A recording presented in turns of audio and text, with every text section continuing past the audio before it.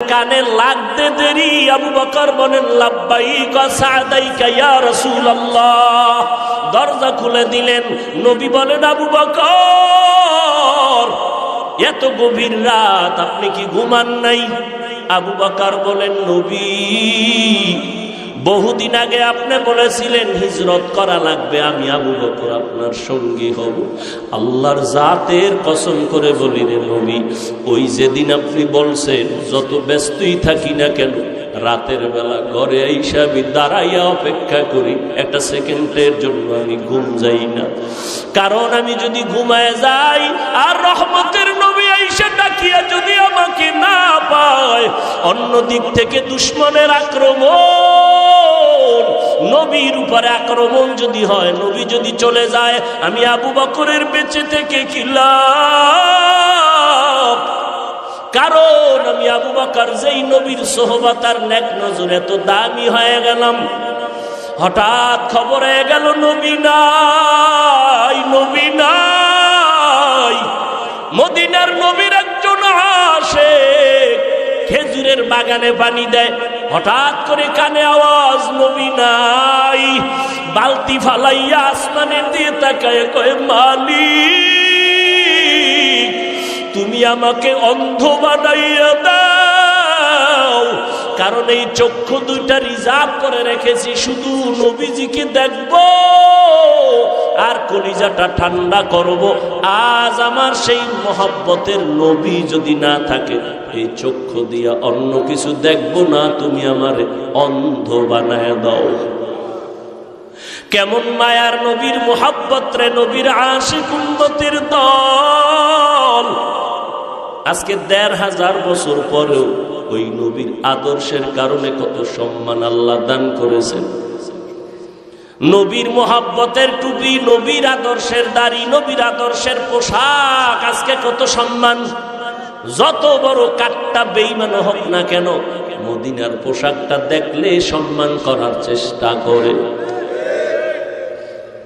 মদিনার নবীর আদর্শের এত দাম, ১৫০০ বছর পরেও কত বড় বড় বিধর্মীরা নবীর সুন্নতের এই আদর্শ দেখে মুসলমান হয়ে গেল।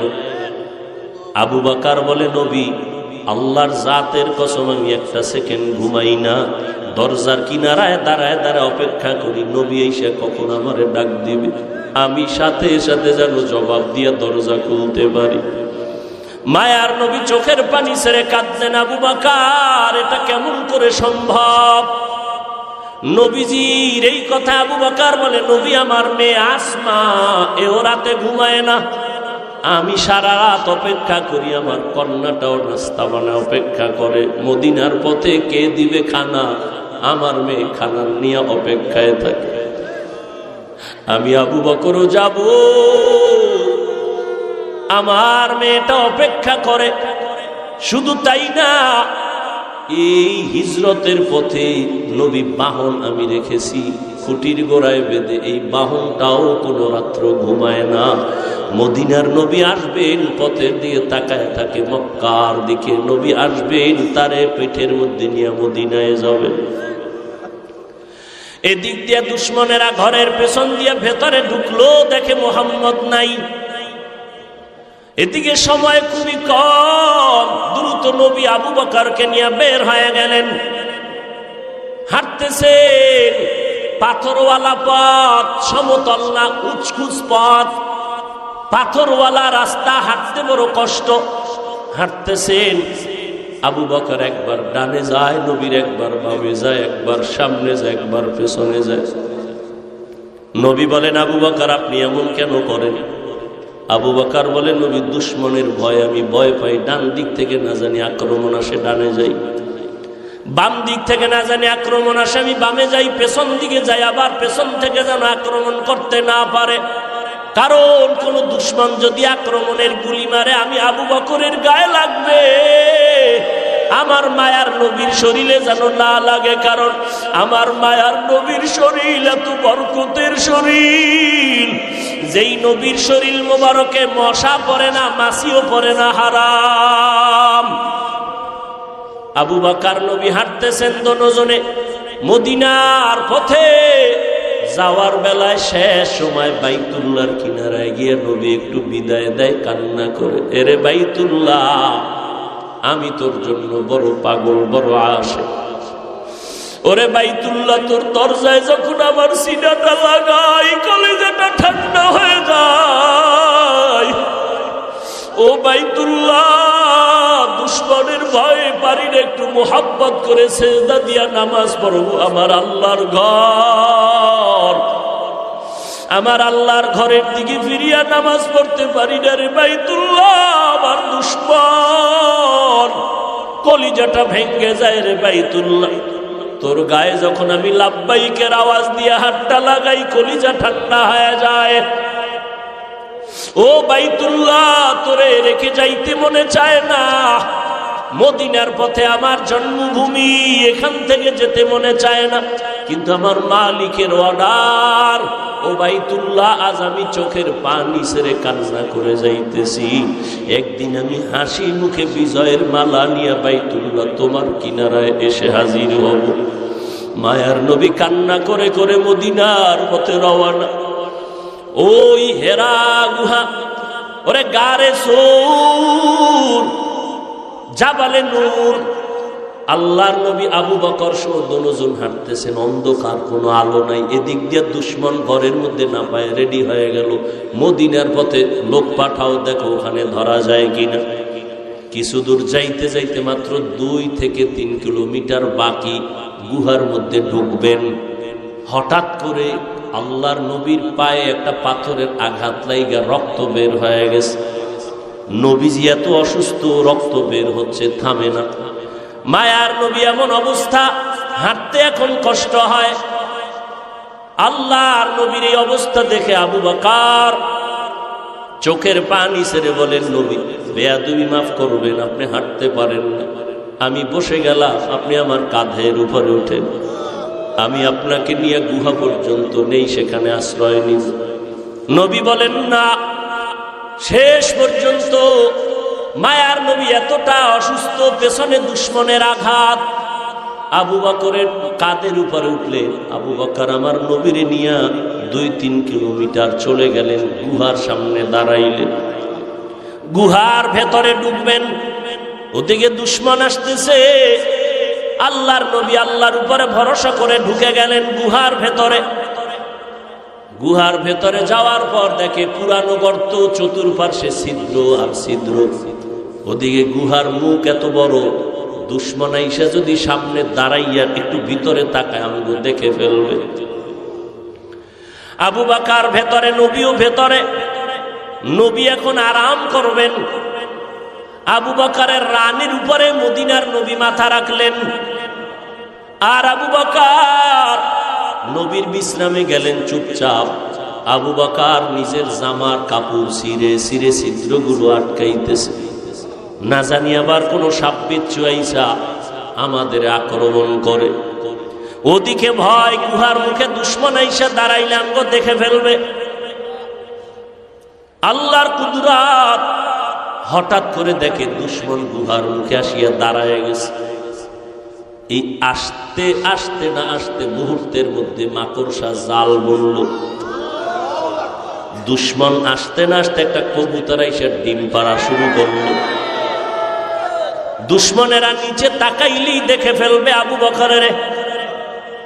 হেফাজতের মালিক আমার আল্লাহ। মায়ার নবী তো বিশ্রামে আছে আবু বকরের রানের উপরে। ওরা গুহার মুখে আইসা তাকাইয়া ভিতরে তাকায় না, ডানে বামে তাকায়, হালকা ভাবে নজর দিয়ে দেখে মাকড়সার জাল, কবুতর, এখানে তো কেউ নাই। এরা ওখান থেকে চলে গেল। আবু বকর চুপ করে বসে আছেন, গর্তগুলো জামার কাপড় দিয়ে আটকাইতেছে। ছিঁড়ে ছিঁড়ে ছিঁড়ে ছিঁড়ে আটকায় দেখে একটা ছিদ্র বন্ধ করার মতো কাপড় নাই।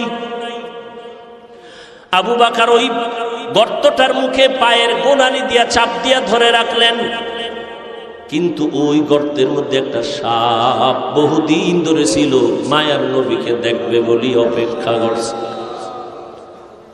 আবু বকর যখন পা সরায় না, ঠোঁট দিয়ে কয়েকটা হালকা ভাবে আক্রমণ করলো। আক্রমণের নিয়ত না, পাওটা সরাও, আমার আশান্বিত নবী বুঝি আসছে, আমি দেখব। যখন পাওটা সরায় না, হালকাভাবে একটু দাঁত বসায় দিছে, দেওয়া মাত্র বিষে পুরা শরীর জর্জরিত। আবু বকরের বিষ, চোখের পানি পড়া শুরু হয়ে গেল, কিন্তু পা নাড়ায় না। রহমতের নবী রানের উপরে মাথা মোবারক রেখে আছে, পা নাড়ায় না। বেদবি হবে, নবীর ঘুম নষ্ট হবে। মায়ার নবী বিশ্রামে আছেন, হঠাৎ করে অজান্তে আবু বকরের কান্নার চোখের একটা ফোঁটা পানি নবীর উপরে পড়ে গেল। মায়ার নবী তাকায় দেখে আবু বকরের চোখে পানি। নবী বলেন, আবু বকর কি খবর? বলে, নবী এই হালাত। নবী জিহ্বার থেকে মোবারক থেকে লালা মোবারক নিয়ে একটু লাগাই দিলেন, সাথে সাথে বিষ পানি হয়ে গেল। এরে নবীর উম্মতের দল, ওই সাপ গর্ত থেকে মুখ বের করল, নবীজির নজর পড়ে গেল। মায়ার নবী এমন রহমতের নবী আমার, সমস্ত প্রাণীরা আমার নবীকে চিনে, আমার নবীরে দেখার জন্য পাগল। কিন্তু আমরা সেই নবীর শ্রেষ্ঠ উম্মত হইয়া নবীরে এখনো পর্যন্ত দেখতে পারলাম না। কি দরুদ শরীফ পড়ি যে নবীর সাথে দেখা হয় না। ওরে সেজদার মতো সেজদা দিলে তো মাওলার সাথে দিদার হবে, দরুদের মতো দরুদ পড়লে তো মদিনার নবীর সাথে ঘুমের ঘরে মোলাকাত হয়ে যাবে। ও আল্লাহর বান্দারা, এই জীবনের আমলের ফলাফল কি? নবীরে কি ঘুমের ঘরে দেখেছো? আল্লাহর সাথে কি পরিমাণ মোহাব্বত তৈরি হয়ে গেল। ওই নবীর ধুলা বালু, মদিনার ধুলা লাগানোর জন্য আশেকেরা পাগল পারা হয়ে দৌড়ায়, অথচ নবীর সুন্নতের আশেক এখনো পর্যন্ত হতে পারলাম না। কই সুন্নতের দস্তরখান, কই বাথরুমে গেলে টুপি, কই জুতা, কই ডিলা কুলুক, কই টিস্যু পেপার ব্যবহার, খানার মধ্যে কই নবীর সুন্নতের খবর নাই। এরপরে নিজে তো এক চিন্তা, আবার আমার সন্তান, ছেলে মেয়ে, আমার পরিবার। আল্লাহর নবী চোখের পানি ছেড়ে গর্তের বিবরণ দেয়। আম্মাজান আয়েশা কাঁদতেছেন। আম্মাজানকে বললেন, ও আয়েশা, তোমার বাবা আমাকে কাঁধে নিয়া 3 কিলোমিটারের মতো রাস্তা পাড়াইয়া ওই গর্তের মধ্যে নিয়া তার রানে আমি মাথা দিয়া বিশ্রাম নিছিলাম। বিষের ব্যথায় কানছে, তবে একটু পা নাড়ায় নাই। এই যে ত্যাগ আবু বকর আমার জন্য দিনের স্বার্থে দিল, সারা দুনিয়ার উম্মতের নেক এক পালায় দিলেও সমান হবে না। আম্মা জান আয়েশা কান্না করেন, নবী যদি বেয়াদবি না নেন, আমার আব্বা জানের আর একটা নেক আমল কি বলবেন? নবী বলেন, শুনো আয়েশা, শুনো, সেই দিনের আমল। নবীর সেই জীবনে তাবুকের যুদ্ধে যাবেন, একটা যুদ্ধ শেষ হলো, আর একটা যুদ্ধ তাবুকে যাবেন। তাবুকে যাবেন মদিনার থেকে বহুদূর, ওই যুদ্ধে যাবেন এমন সময় খেজুরও পেকে গেল, খেজুর কাটার সময়, মানুষের কাজের সময়, প্রচন্ড রোদের তাপ। আবার আর একটা যুদ্ধ থেকে আইসা সব ক্লান্ত, কিন্তু রোম সম্রাট বেঈমান হাজার হাজার কাফেলা নিয়ে আসতেছে মদিনার দিকে যুদ্ধ করার জন্য।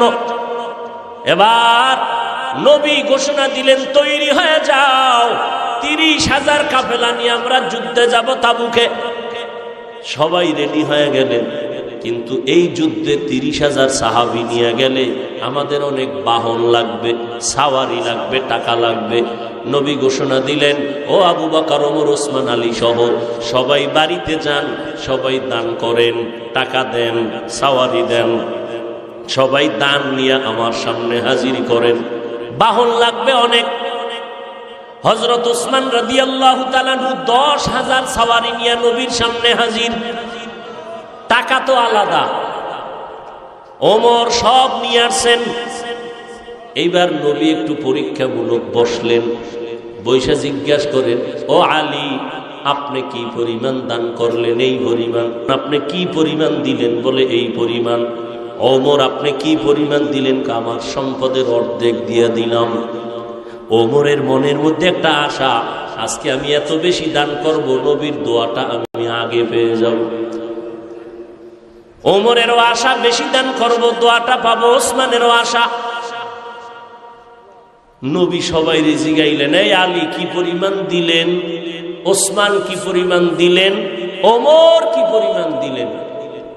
আবু বকরকে নবী কয়, ও আবু বকর, আপনি বাড়িতে কি পরিমাণ রাখলেন? হযরত আলীকে বললেন কি পরিমাণ নিয়ে আসছেন, ওসমানকে বললেন কি পরিমাণ দান করেছেন, ওমরকে বললেন কি পরিমাণ নিয়ে আসছেন, কিন্তু আবু বকরকে কি পরিমাণ নিয়ে আসছেন বলে নাই, কারণ নবী জানে আবু বকর বড় গরীব। মায়ার নবী বললেন, আবু বকর ঘরের মধ্যে কি রেখে আছেন?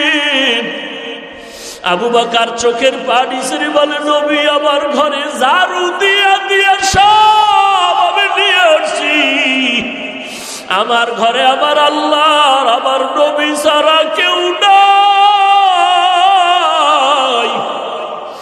আমার আল্লাহ ছাড়া, আমার মুহাম্মদ নবী ছাড়া আমার কেউ নাই। আমি সব ঝাড়ু দিয়া দিয়া আমি সব দিনের নবীর সামনে আসছি, কারণ এই সময় যদি আমি কিছু রাখি আমি আল্লাহর কাছে ফলাফল পাবো না। আমার খানার মতো চুলায় আগুন জ্বলে না, ঘরে খাউন নাই। এত কষ্টের মধ্যেও আমি আপনার মুহাব্বত আর আমার মাওলার মুহাব্বতে সব বিলীন করে দিলাম। ও নবী, এখন আমার ঘরে আল্লাহ ছাড়া কেউ নাই। নবী বড় আশ্চর্য হয়ে গেলেন। আবু বকরের কথা শুনে ওমরের মাথাটা নত হয়ে গেল। আজকে বুঝি আমি বড় দোয়াটা পাইলাম না। আবু বকরের যেই পরিমাণ কোরবানি, ওই পরিমাণ কোরবানি তো আমি ওমর দিতে পারি নাই। ওসমানও মাথা নত করে ফেললেন। যদিও টাকা পয়সা বেশি দিয়েছি, আবু বকরের বেশি, কিন্তু আবু বকরের মতো কোরবানি তো দিতে পারলাম না। নবীও পেরেশান। হঠাৎ করে জিবরাইল এসে হাজির। জিবরাইল আমিন এসে আমার নবীরে সালাম দিয়ে কয়, নবী, আমার আল্লাহ প্রতিদিন আপনাকে সালাম জানায়। আজ আমার আল্লাহ আপনাকে সালামের সাথে সাথে আল্লাহ পাক আজকে আবু বকরকে আলাদা করে সালাম দিয়েছে। এবং আল্লাহ জানতে চেয়েছেন, আবু বকর আপনার মনের কি হালাত? নবী বলেন, আবু বকর কপাল আপনার ধন্য। আল্লাহ তাআলা জিবরাইল পাঠাইয়া বলেছেন, আল্লাহ আপনাকে সালাম দিয়েছেন। আবু বকর কান্না করে করে পাগলের মতো, আবু বকর আপনার মনের কি হালাত আল্লাহ জানতে চেয়েছেন। আবু বকর কান্না করে বলেন, ও দয়ার নবী, আমি ছিলাম মক্কার ভিতর একটা জাহান্নামের আসামি। কে জানতো, কে চিনতো আমি আবু বকরকে? আমারে তো কেউ জিগাইতো না। আজ আমি আপনার সোহবতে আসার পর আল্লাহ আমাকে এত সম্মান দান করেছেন আপনার সোহবতের কারণে, যে আল্লাহ আজ আমাকে সালাম পর্যন্ত পাঠায় দিছেন। মায়ার নবী কান্না করে বলে, রে আয়েশা, আবু বকরের এই 2 দিনের কোরবানি যদি এক পালায় দেওয়া হয়, আমার অন্য উম্মতের নেক যদি অন্য পাল্লায় রাখা হয়, আবু বকরের সমান হবে না। ও নবীরা, আশিক উম্মতের দল, এত দামি আবু বকর, কিন্তু তার জীবনের ইতিহাস বড় কান্নার আওয়াজ। মায়ার নবী রাতের বেলা ঘর থেকে বের হলেন। হুজরা থেকে বের হয়া মসজিদে নববীর কিনারায় হঠাৎ শুনে কান্নার আওয়াজ। শুনতেছে কান্নার আওয়াজ, গভীর রাত। নবী হালকা ভাবে নজর দিয়ে দেখে তার সাহাবী আবু বকর তাহাজ্জুদে দাঁড়ায় দাঁড়ায় কান্না করতেছে। সে আওয়াজ আসতেছে। নামাজ শেষের পর আল্লাহর নবী বললেন, আবু বকর আপনি কাঁদলেন কেন? আবু বকর বলে, নবী, হাসরের ময়দানের ভয়ে আমি কান্না করেছি। বলে, কেন কান্না না, আপনার তো জান্নাতের টিকিট আল্লাহ দান করেছেন। আবু বকর বলে, নবী যদি আল্লাহ রাগ করিয়া টিকিট ক্যান্সেল করে দেয় তখন আমার উপায় কি হবে রে নবী? আপনিই তো হাসরের ভয়ঙ্কর অবস্থার বয়ান করেছেন। কিয়ামতের ময়দান হবে নাকি বড় ভয়ঙ্কর ময়দান। সূর্যটার আলো বন্ধ হয়ে যাবে, ওদিকে সমুদ্রের পানি গরম হয়ে যাবে। আল্লাহ তাআলা রাগান্বিত আওয়াজ দিয়ে বলবেন, ওয়ামতাজুল ইয়াউমা আইয়ুহাল মুজরিমুন, ও গুনাহগারের দলেরা, নেককারদের থেকে তোমরা আজ আলাদা হয়ে যাও। নেককারদের আমলনামা ডান হাতে দিব, গুনাহগারদের আমলনামা বাম হাতে দিব। অন্যদিকে সূর্যের গরম, আবার জাহান্নামের চিৎকারের আওয়াজ। জাহান্নামের আওয়াজে জাহান্নাম চিল্লায় বলবে, আল্লাহ বেনামাজি গুনাহগারগুলো কই? সব আমার পেটে দাও। জাহান্নামের আওয়াজে হাসরের ময়দানটা থরথর করে কেঁপে উঠবে। ও নবী, আপনিই বলেছেন যে নবীদের কোনো গুনাহ নাই, নবীরা পর্যন্ত নাফসি নাফসি নাফসি বলে কান্না করবেন, উম্মতের কথা সবাই ভুলিয়া যাবেন। ও মায়ার নবী, ওই সময় কঠিন এক হালাত, কান্না করে করে মানুষের চোখের পানি শেষ হয়ে যাবে, রক্ত পড়া শুরু হয়ে যাবে। ও নবী, আপনি হাসরের ময়দানের ভয়ঙ্কর অবস্থার কথা বলেছেন। আম্মা জান আয়েশা বলেন, আমি দেখি আমার মায়ার নবী একদিন আমার হুজরায় বসে গুনগুন করে কান্না করেন। আমি বললাম, নবী কেন কাঁদেন? বলে, আয়েশা, হাসরের ময়দানের ভয়ঙ্কর আযাবের কথা মনে পড়েছে, কান্না করি। কেমন আযাব হবে আয়েশা জানুনি? নবীদের কোনো গুনাহ নাই, তারা নাফসি নাফসি বলে কাঁদবেন, উম্মতের কথা ভুলিয়া বলবে, আল্লাহ আমাকে বাঁচাও, আমাকে বাঁচাও। মূসা নবী কাঁদবেন, আল্লাহ আমাকে বাঁচাও। ঈসা নবী কাঁদবেন, আল্লাহ আমাকে বাঁচাও। আপন আপন বলতে কেউ ওই সময় আপন হয়ে যাবে না। আল্লাহর নবীর এই কান্না দেখে আম্মা জান আয়েশা বলেন, আমি আমার নবীকে প্রশ্ন করলাম, নবী, সমস্ত নবীরা নাফসি নাফসি বলে যদি কান্না করে, আপনি তো দোজাহানের সরদার, আপনি তখন কি করবেন? নবী বলেন, আয়েশা, আমি তখন সহ্য করতে না পারিয়া আমি সাথে সাথে আমি মাওলার দরবারে মাকামে মাহমুদে সিজদায় পড়ে কাঁদবো। একবারও বলবো না আমাকে বাঁচাও, আমি শুধু বলবো, আল্লাহ আমার উম্মতের বাঁচাও, আমার গুনাহগার উম্মত গুলো বাঁচাও। একটা উম্মত যেন জাহান্নামে না যায়, জাহান্নামে গেলে আমি জান্নাতের ময়দানে যাব না। আম্মা জান আয়েশা বলেন, নবী তখন কি হবে? আম্মা জানের জবাবে নবী বলেন, আয়েশা, আমার কান্না দেখে আল্লাহ দয়া করে বলবে, নবী আপনি কাঁদবেন না, মাথা উঁচু করেন, আর আপনার উম্মতগুলো ধরে ধরে জান্নাতের ময়দানের দিকে নিয়ে যান। আল্লাহর অর্ডার পাইয়া আমি তখন আমার উম্মতগুলো বাছাই করে করে জান্নাতের দরজায় নিব। আম্মা জান আয়েশা প্রশ্ন করলেন, নবী কোটি কোটি মানুষের ভেতরে আপনার উম্মতগুলো কেমনে চিনবেন? আমার মায়ার নবী বলেন, ও আয়েশা, আমার উম্মতেরা যারা 5 বেলা রোজু বানাইয়া সিজদা করেছে, নামাজ পড়েছে, কিয়ামতের কঠিন সময়ে তাদের ওযুর অঙ্গগুলো নূরের আলোতে ঝলমল করতে থাকবে। আমি নবী দেখে দেখে তাদেরকে জান্নাতের ময়দানে নিয়ে যাব। আমি আল্লাহর নবী তাদেরকে না নিয়ে জান্নাতে যাব না। ও পর্দার আড়ালের আম্মা জানেরা, আপনারা তো নবীদের মা, সাহাবায়ে কেরামের মা, আউলিয়ায়ে কেরামের মা, হাফেজে কোরআনের মা। আপনারা খাদিজা রাদিয়াল্লাহু আনহার মতো নারী, আয়েশা রাদিয়াল্লাহু আনহার মতো নারী, ফাতেমা রাদিয়াল্লাহু আনহার মতো নারী কয়দিন আর দুনিয়াতে বাঁচবেন? ও যুবক, ওই মা বাবার দোয়া নিয়ে সামনে আগাও, নবীজির সুন্নতের মালা গলায় লাগাও। মরিয়া গেলে যাবা, নামাজ ছাড়বা না, বেপরদায় চলবা না। একটা সেকেন্ডের জাহান্নামের আযাব সহ্য করার শক্তি কারো নাই। আজ এত বিশাল জান্নাতি বাগান, কত আশেক জাকেরারা বসে আছে, কত আল্লাহর বান্দার চোখে পানি, অথচ আমার তোমার চোখে কেন পানি নাই?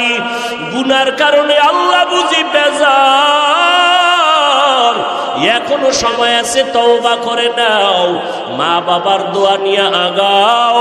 মা বাবার চোখের পানি আর দোয়ার কারণে আজ এই চেয়ারে বসলাম।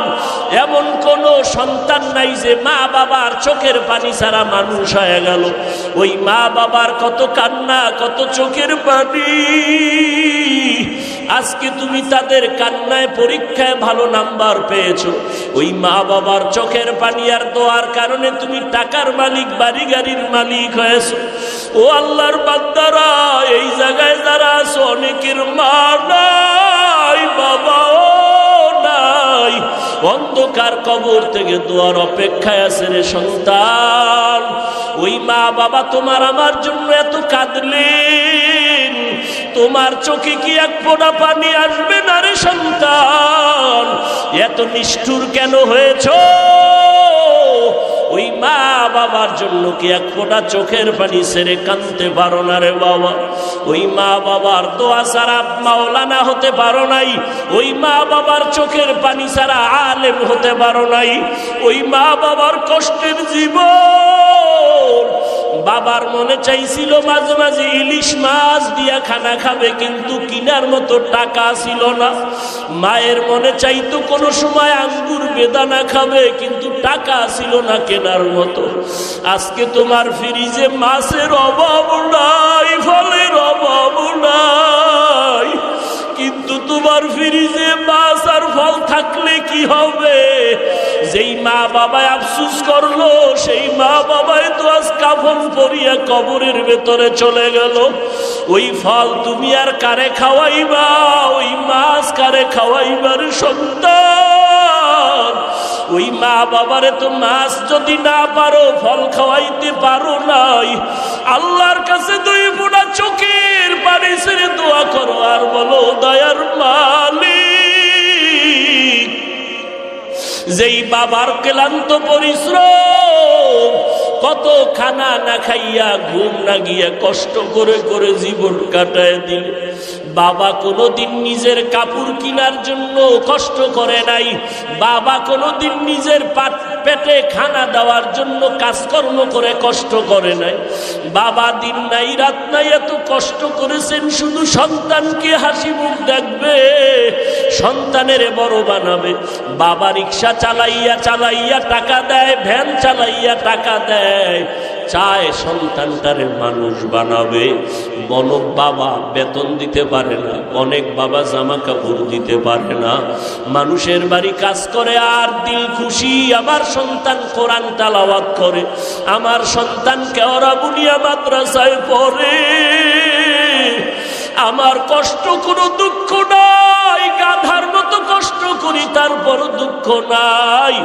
আমার সন্তান যদি হাফেজ হয়, আলেম হয়, কিয়ামতের দিন যদি জিজ্ঞেস করে কি নিয়ে হাজির হয়েছো, আমি যদি কোনো আমল পেশ করতে না পারি, আমার জীবনের কষ্টের দেওয়া টাকা দিয়ে যে সন্তানটারে আলেম বানাইলাম, ওই সন্তান আমাকে না নিয়ে জান্নাতের ময়দানে যাবে না। ও আল্লাহর আশিকেরা, সন্তানটাকে পারলানি কোরআন পড়াইতে, সন্তানটারে পারলানি আলেম বানাইতে, হাফেজ বানাইতে। সন্তান স্কুলে পড়াও আলহামদুলিল্লাহ, বাধা নাই, কলেজে পড়াও বাধা নাই, তবে সন্তানটাকে আদর্শওয়ালা বানাইও। সন্তানের ব্যবহারে যেন আলেমরা কষ্ট না পায়, সন্তানের ব্যবহারে যেন মুরব্বীরা কষ্ট না পায়, সন্তানের ব্যবহারে যেন সমবয়সী কেউ কষ্ট না পায়। ওই সন্তানকে আদর্শওয়ালা বানাইয়া কোরআন পড়ায় যাও। ডাক্তার হলেও কোরআন পড়ে পড়ে দোয়া করবে, আর ওই সন্তানের আচরণ দেখিয়া এলাকার মানুষ মা বাবার জন্য প্রাণ খুলে দোয়া করবে। ও আল্লাহর বান্দারা, এখনো যারা পারেন নাই তওবা করেন। আল্লাহ যতদিন হায়াত রাখেন, দিনের উপরে নিজেও চলবো, সন্তানকে চালাবো। একজন আদর্শ সন্তানের বাবা মা হইয়া কবরে যাব। আজকে থেকে আর কোনোদিন গুনাহের পথে যাব না, আজকে থেকে সন্তানকেও গুনার পথে চালাবো না, নবীর তরিকার বাইরে চলবো না। আল্লাহ আমাদের সবাইকে খাঁটি তওবাওয়ালা জিন্দেগি দান করেন। তওবার উপরে মজবুত হইয়া নবীজির তরিকা মতে আল্লাহওয়ালাদের